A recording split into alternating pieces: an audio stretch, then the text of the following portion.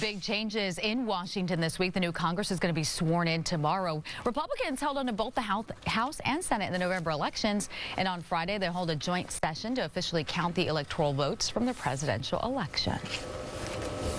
So with Mr. Trump heading into Washington and the Republicans holding on to Congress, what can we expect in this new year? Well, joining us this morning, please welcome our political analyst, Dallas Jones, to talk more about what the future holds. You're going to look into that crystal ball of yours. Dallas, welcome. Good morning. Happy New Year. Happy New Year to you. So Donald Trump, we just heard that he said no computer is safe.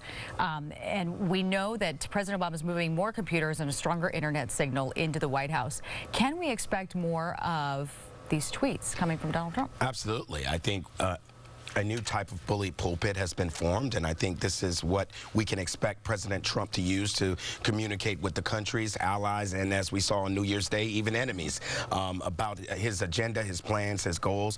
I think the real question we have to ask ourselves is how much of what we see in the president's Twitter account is going to actually translate to real-life policy. Let's speak about those real-life policies. So it looks like he really wants to hit the ground running when he starts that presidency, and we really historically look at those first 100 days. What do you think is going to happen in those days? What do you think he'll be able to accomplish? Well, I think one of the things we've recently discovered is on day one, President Trump intends to actually repeal a lot of actions that President Obama has taken around immigration, foreign policy, domestic policies. And so, you know, as recent as this week, we've seen his transition actually release, hey, we're going to repeal a lot of stuff on day one. Right. They didn't get specific into what it was, but we can expect to see those things turned around. Even with a GOP majority, do you think he's going to be able to work with Republicans? Well, I think that's yet to be seen. I think everyone has to answer to their constituencies, and so how far to the right, you know, the GOP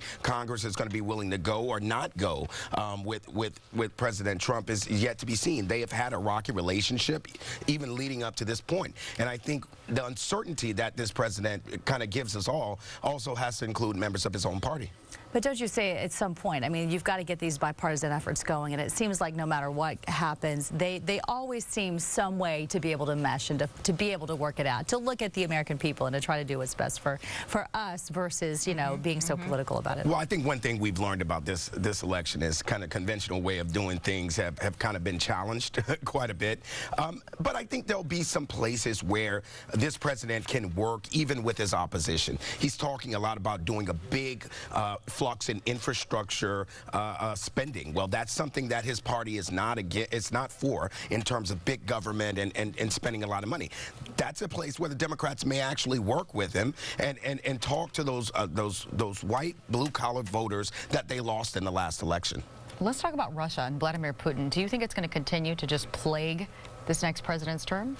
Well, I think that's an interesting relationship that we'll see unfold. Vladimir Putin himself has played nicely with many U.S. presidents coming in until they have to actually work with him and realize that Putin has his own agenda. The question is, how long will this bromance that's happening between the president-elect and Vladimir Putin, sending each other, you know, nice little Christmas notes and tweeting how smart, you know, he is, if this is really going to continue as we try to create policy, not only for Russia, but for the stability of the rest of the world. Well, so much more to talk about. You're going to stick around for the 8 o'clock hour? Absolutely. I'll hang out. All right. We'll see you in just a little bit.